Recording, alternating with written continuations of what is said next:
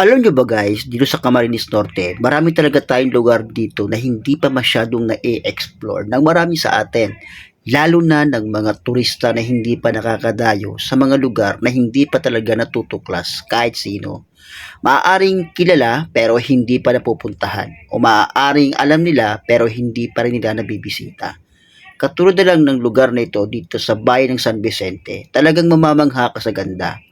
Hindi ko nga akalain na mapuntahan ko ito, akala ko isang simpleng lugar lang. Pero, dahil syempre magdadapit hapon na ng mga oras na yon, doon ko nakita yung ganda ng lugar at yung reflection ng paglubog ng araw sa tubig. Kaya naman namangha ako habang nagsushoot talaga ako.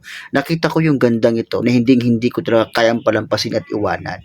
Kaya naman nagtiyaga talaga ako na tapusin ang buong maghapon para makita ko yung total na paglubog ng araw dito mismo sa batis na ito, sa bayan ng San Vicente.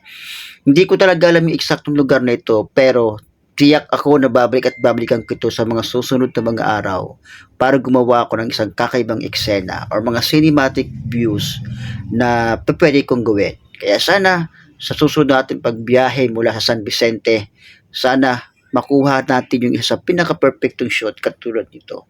Kaya kung hindi mo pa nai-explore yung ilan sa mga magagandang lugar dito sa Camarines Norte, tara guys, samahan nyo ako at i-explore natin, tuklasin natin ang ilan sa mga gandang lugar na hindi pa natin nakikita at aalamin natin at ipapakita namin sa inyo kung ano ang meron sa probinsya ng Bicol dito sa aming lalawigan. Sa katunayan, marami na rin naman ako napuntahan ng mga magagandang river dito sa amin sa probinsya ng Bicol. Pero ilan lang talaga yung mga may magagandang angkop na lugar na talagang kapag lumulubog yung araw, yung takip silim o kaya naman yung paglitaw ng araw ay talagang mamamangha ka ng sobra-sobra.